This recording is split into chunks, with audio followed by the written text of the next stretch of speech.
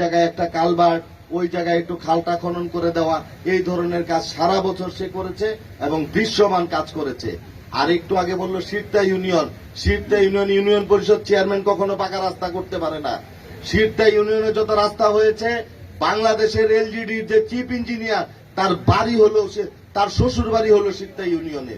এলজিডির chief engineer একটা এলাকাকে, যে কোনো এলাকাকে উন্নত করতে পারে। উনার নিজের শ্বশুর বাড়ি, সে অনেকগুলো রাস্তা করেছে, সে সেটা নিয়ে গর্ব করে সে রাস্তা করেছে। আপনারা খোঁজ নিয়ে দেখবেন, আজকে থেকে 1 বছর আগে উনি রিটায়ারমেন্টে গিয়েছেন।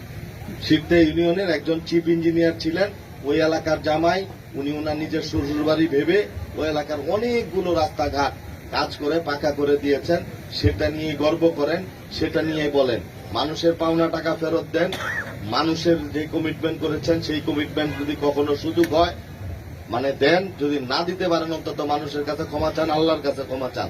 আল্লাহ যদি আপনাকে ক্ষমা করে, আল্লাহ যদি কবুল করে, আপনি কোনোদিন চেয়ারম্যান হলেও হতে পারেন। আরেকজনের বদনাম করার চেষ্টা করবেন না। এই এলাকার মানুষের প্রতি আমার বিরাট অধিকার, ভাবুখালী ইউনিয়নের মানুষের প্রতি।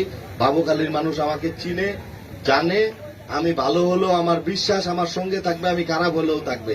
যদি আমার কোনো খারাপ পান আপনারা কোথাও, আমাকে ভোট দেওয়ার দরকার নাই, কোনোদিন আমাকে সমর্থন দেওয়ারও দরকার নাই। আমি এই পর্যন্ত কোনো জায়গায় গিয়ে কোনো জায়গায় বলি নাই আমাকে ক্ষমা করবেন।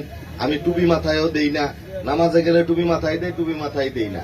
এই নির্বাচন আসলে কিছু মানুষকে দেখবেন ভণ্ডামি, টুপি মাথায় দেয়, নামাজি হয়ে যায়, মানুষের কাছে ক্ষমা চায়, মানুষের চাপড়ায় ধরে, এগুলা নির্বাচন, এগুলো ভণ্ডামি। ঠিক তার নির্বাচন শেষ, তারপরের দিন থেকে তার রূপ চেঞ্জ হয়ে যাবে, তার সেই টুপি মাথায় আর থাকবে না, তার সেই চরিত্র আগের মতো আর থাকবে না। আরে ভাই, আপনি তো একজন বড় মন্ত্রী মহোদয়ের সঙ্গে ছিলেন, আপনি তো চাইলে পারতেন মানুষের কিছু উপকার করতে। ওই সময় কি আপনাকে কেউ খুঁজে পেয়েছে?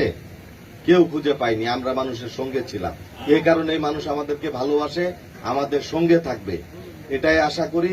আপনাদের সামনে অনেকগুলো কড়া কথা বললাম, কারণ আপনারা আমন্ত্রণ করেছেন এমন একজন মানুষকে। আর আজকে আমি যেহেতু এখানে আসছি আজকে আপনাদের মাঝে, আমি আমার ব্যক্তিগত তরফ থেকে, যেহেতু এখন উপজেলা পরিষদে নেই, যতবার এখানে এসেছি ততবারই আপনাদেরকে কিছু না কিছু দেওয়ার চেষ্টা করেছি। আমি নগদ, ব্যক্তিগতভাবে নগদ, একেবারে ক্যাশ, আজকে কালকে পেয়ে যাবেন 20,000 টাকা আমার পক্ষ থেকে, ব্যক্তিগত তরফ থেকে। আমার সঙ্গে এসেছে আমার অত্যন্ত